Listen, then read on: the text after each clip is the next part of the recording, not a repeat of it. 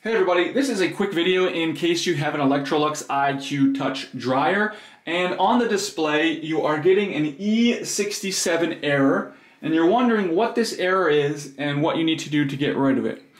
So first of all, real quickly, what this is that this is a heating sensor failure, but it's not a heating sensor failure at the heating sensor. This is the electronic control board that is detecting that the part of the control board that communicates with the heating sensor, it has failed. And so really what you need to do in this situation is to replace the electronic control board.